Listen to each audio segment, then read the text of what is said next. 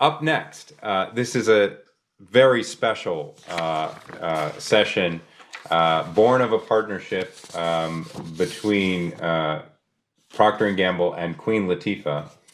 And I'm very, very excited to bring to the stage a large panel. I think this is the first time we've had 5 people together on the stage. But here we have, and I have to say, it's, I'm a little nervous. A conversation with, here's Mark Pritchard, who I've had many conversations with, Queen Latifah, who probably needs no introduction, rapper, singer, songwriter, actor, producer, winner of too many awards to mention, and 2 extraordinary filmmakers. And I'm going to do my best at pronouncing your name, Uguna Opaloka. I'm so sorry for getting that wrong. I've practiced it so many times. A filmmaker, an Emmy-nominated television producer, and Samantha Knowles, a Brooklyn-based filmmaker. And to have all of you here is so exciting. And I want to start, Mark and Queen, with the 2 of you. Before we hear from you, there is a quick sizzle reel that explains the collective that you formed, the Queen Collective. So let's see that, and then we'll talk about it. There are not enough women directors, and there are not enough women directors who are women of color. One of the biggest things that plague many women of color is finding a way to believe in yourself. As a woman of color on set, I feel like I didn't have a voice. We want to give people opportunities to create careers and be able to tell a unique story. We want to make this playing field a little more even. At P&G, we feel an obligation to be able to use the power we have to get equality behind the camera that will eliminate bias.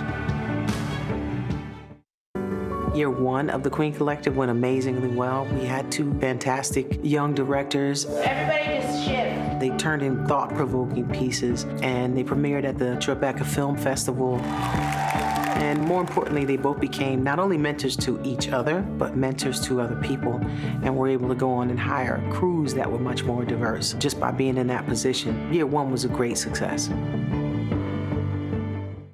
Year 2 films are stories that need to be told, and they need to be told by women. My film is Tangled Roots, and it's about the fight to end black hair discrimination. People are being asked to change their hair, and it's really a discriminatory thing. Our film is Gloves Off. Gloves off. The story of Tierra Brown, A police officer and champion boxer. Boxing has helped save her and help connect her more to her community. Through the Queen Collective, you get to see these stories told. It's an exciting program, and it's great to have this live to hear more from the filmmakers. I want to start, Mark and Queen, with you. What led to this collaboration? How did the 2 of you get together to create the collective? Well, I can get started. And first of all, let me say hi, Queen. Hi, Ugona. Hey, hi, Mark. Sam. Hey, everybody. So great to see you. The gang's all back together again. So this is awesome. So listen, we started this. Queen and I go way back. We actually go back to the time when I ran our CoverGirl business for about 10 years. And we brought Queen and asked her to be one of our CoverGirls. And it was the best choice we have ever made, because Queen Latifah, I will say, is hands down, no disrespect to the other CoverGirls, the best CoverGirl that the brand ever had. I mean, it's just really amazing. Transfer, exactly. There you go. Drop the mic. Here you go. It was amazing. Not only just with the great creativity that we had when we worked together, but we also even developed a line of product called the Queen Collection that was for women of color, because there were not enough cosmetic brands and cosmetic shades for the different colors that women had. So we did something about that.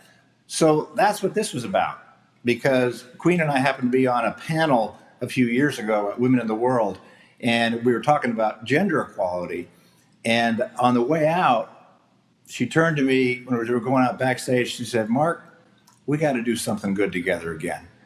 And about 6 months later, she called and said, "I got an idea." And the idea is, there's a lot of stories that need to be told. And also, there's a lot of great filmmakers that need to be found.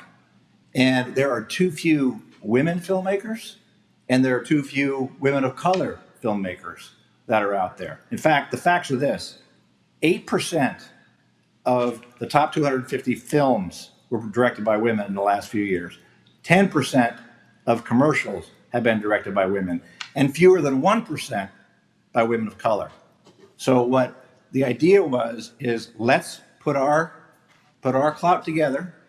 You're the world's largest advertiser. I'm Queen Latifah. Let's go ahead and put our power together, our creativity, and let's create a pipeline. Let's build a pipeline of multicultural women directors so we can get gender equality and racial equality behind the camera and tell some of these great stories. And that's how it started. Well, Queen, tell us about the filmmakers, and then I want to hear from each of you about your films. Well, I think the filmmakers can speak for themselves, but I think what was most exciting was the fact that they had these unique stories that they wanted to tell, that they're both overly qualified as directors and producers. They already had a track record. All they needed was more opportunity.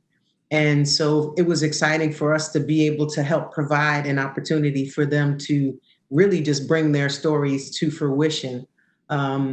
That's what it's all about. And we know that if they had the opportunity to do that, they would then pay it forward through the people that they hired in their crews and the people that they put in front of the camera, the unique stories that they would tell. So they can tell you more about themselves, but that's really what it was all about. We felt like, as Mark said, that the pipeline would be open and that people in all departments of making a film, which can be up to 200 people, would have an opportunity. And they tend to hire people that are very diverse behind that camera. When you are one of us, someone who looks like me tends to want to open up the world a bit more and give more opportunity. So they can speak more to them, who they are and what their stories were about, but that's kind of where the idea lands. We're going to tell us about Gloves Off and tell us about how you came to this film. And if you'd like, we do have a very short sort of trailer, if you'd like to start with that. Sure, let's start with that. Okay, let's cue that. It's very hard to balance being a cop and a boxer. Things affect me. Things linger with me. I take things home with me. Police are investigating an overnight shooting in Southeast D.C. Across the country, demonstrators are taking to the streets against police brutality. Tensions between the public and police boiled over. 3 men shot shortly before 2 p.m.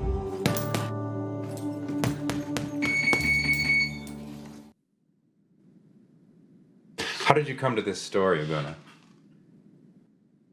So I actually went about it a little backwards. We found out that we had the opportunity to be part of the Queen Collective program. And then we knew that we wanted to use that opportunity to tell a story and extend that same platform to another woman of color, specifically a Black woman whose life could sort of talk about overcoming challenges and what makes her special and inspiring. So after doing a little digging, we came across Tiara Brown's story. She is the first African-American woman to be awarded Officer of the Year in Washington, D.C., because she's created great strides in that department in terms of community policing and making sure that she lives among the community that she serves and making sure that she's truly listening to them and what their needs are.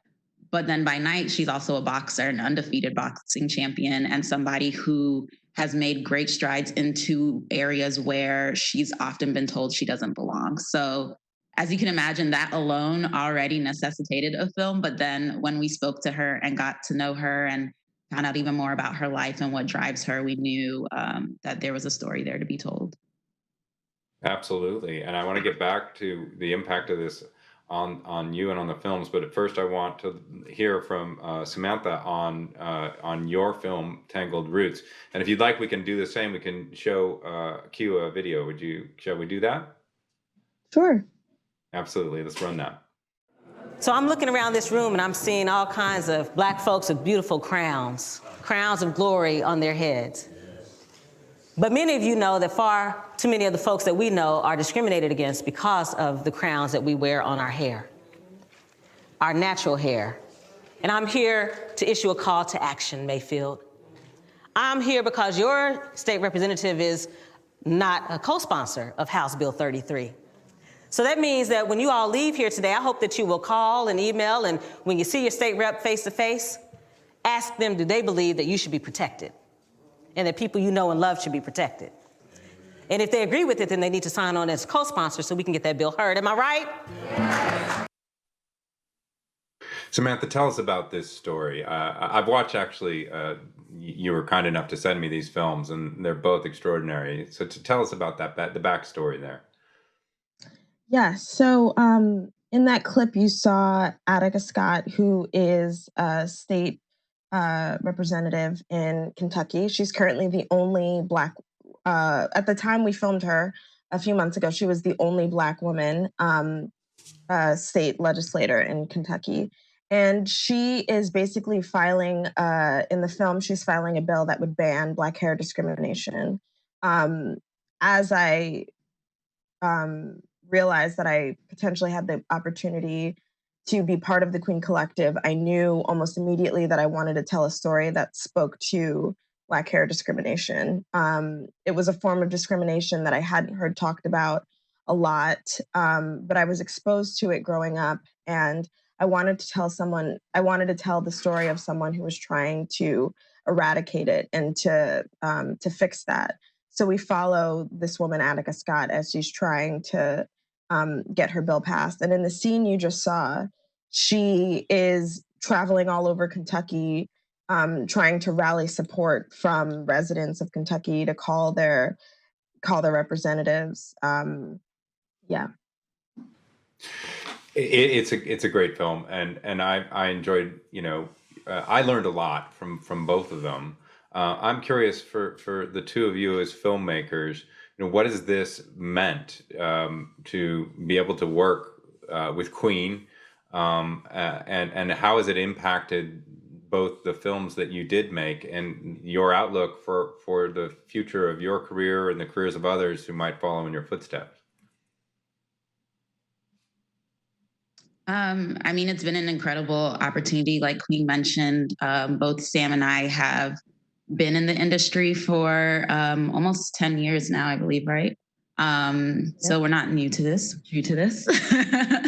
but it's been great to have an opportunity, sort of the work that we've been doing behind the scenes to now be put at the forefront, where we're able to now say, what it is that we're bringing to the table as filmmakers, what stories we want to tell and how they need to be told. But then also to be able to hire, we had mostly women on our crew, people of color, and we were able to have people who helped enrich Tierra Brown's story and make Gloves Off an even better film than maybe it would have been before. And so I can't emphasize enough what it means to have not only mentorship, but the platform, the financial support, and just the avenues to be able to get these films out there. Working in documentary, in the documentary film world can be difficult because you can work really hard on bringing a story to life, but then how do you find the audience, right? And have people get to see the work that you've been putting in. So this was a great way to ensure that happened. I'm curious about that, about distribution, and what is that part of the collective, and let the audience know how these films have been seen and will be seen. Yeah, I can take that. That's actually something that we worked on, because our first year we distributed the films on Hulu, and the second year we wanted to get broader distribution. We didn't get enough distribution the first year. So what we did is we teamed up with BET, our friend Louis Carr, who said, hey, I'll distribute these films. And so we got much better distribution, actually nearly doubled the distribution, doubled the impressions. And we think we're just getting started, because I think what this whole thing speaks to is systemic inequality and breaking down systemic inequality. The very first aspect of this, when Queen came with this idea, is that we clearly have systemic inequality when it comes to directors and crews. So what do we need to do to break that down? We need to take it into our own hands. We need to build a pipeline. In fact, not even necessarily build a pipeline, find the pipeline. Sam and Dragona have been doing this for 10 years. So that means that there are people out there.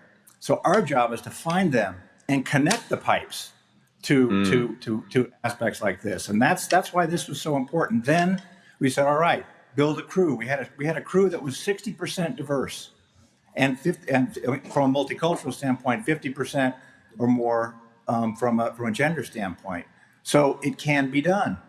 Then we said, all right, now we need to get distribution. Okay, we tried it one way.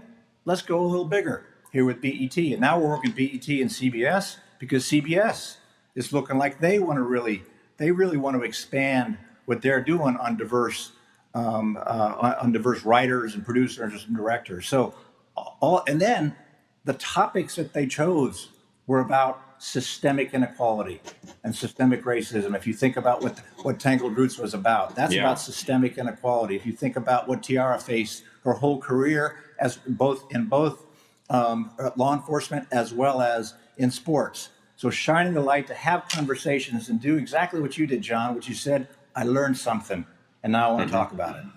Yeah. Queen, I'm curious, you've had a very long storied career. Mark just brought up, the systemic, racism.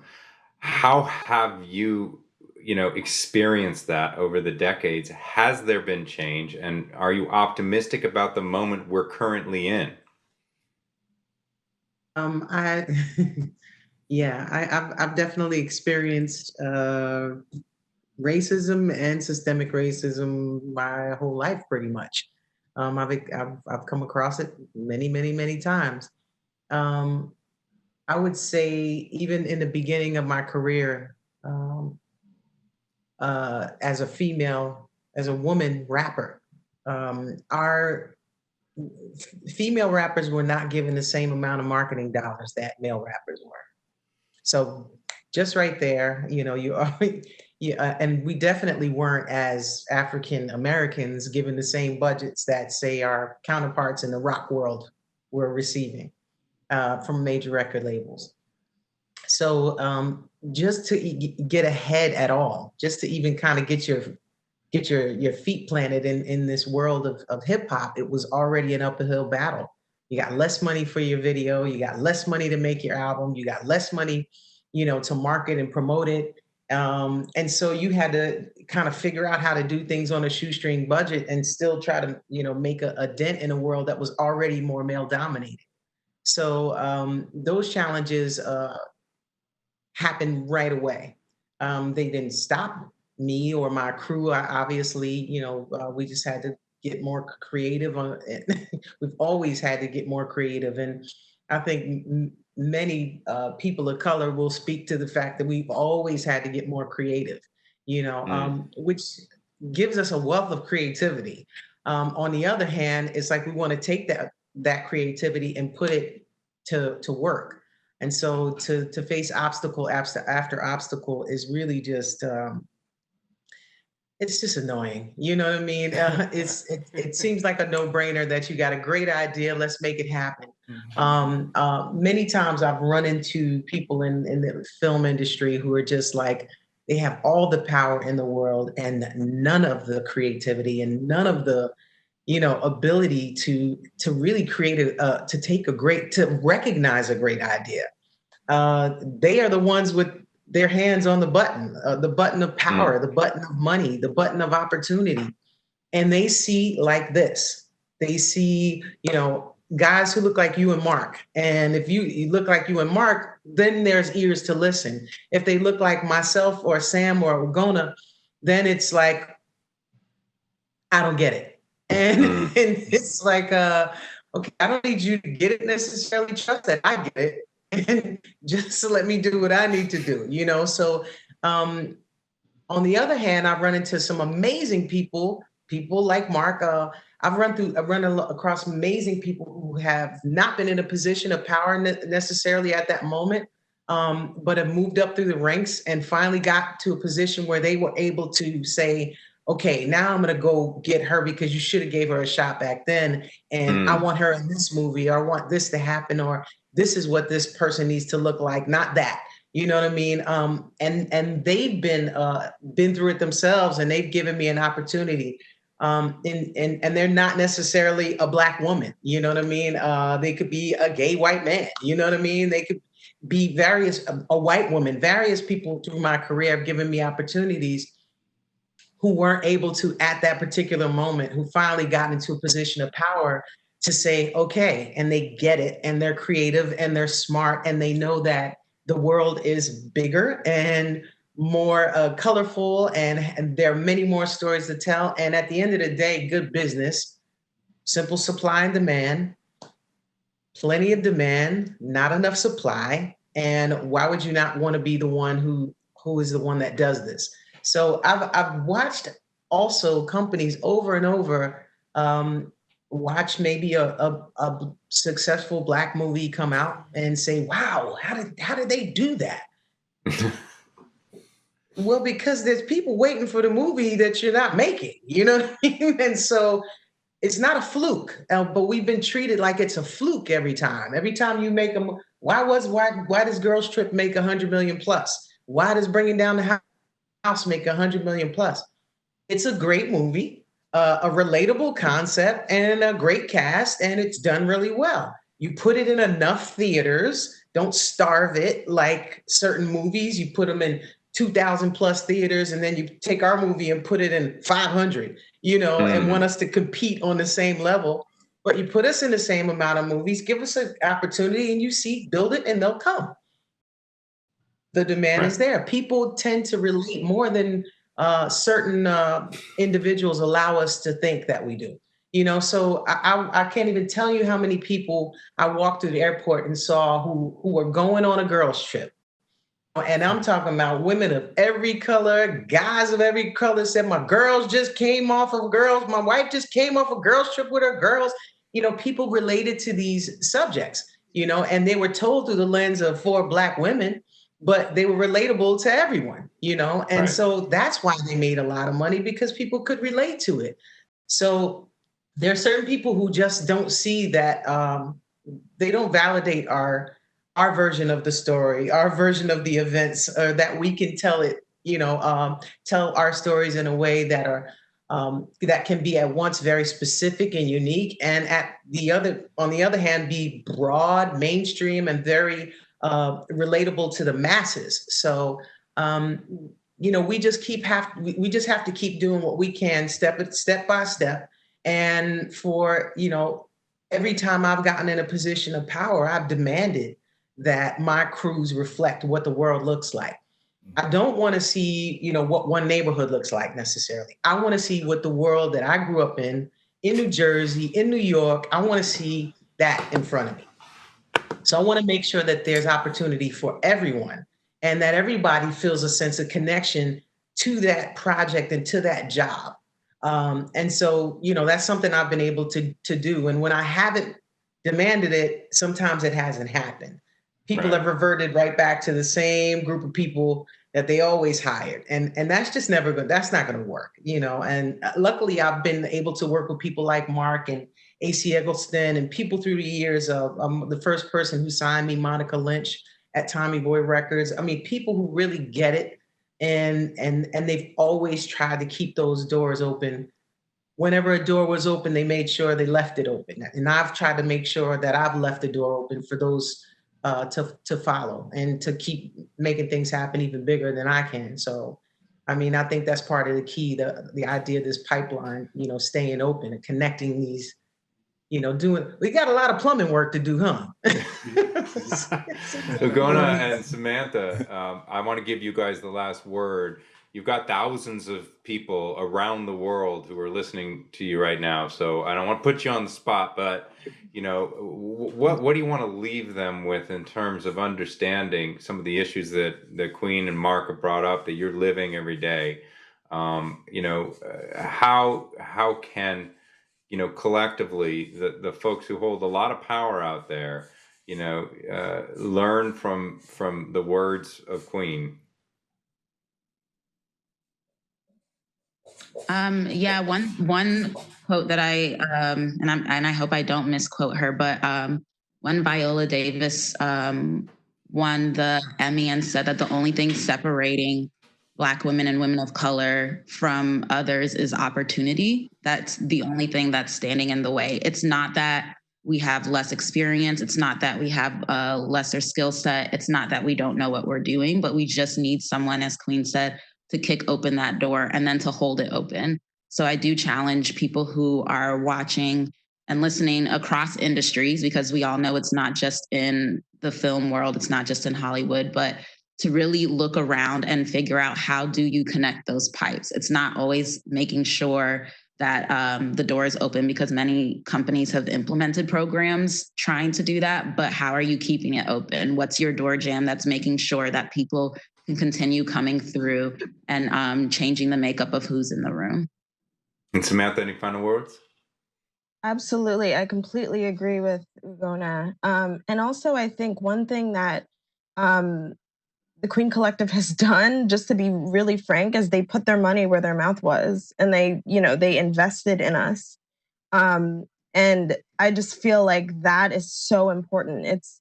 It's one thing to have opportunities, to have access to things, but to really invest in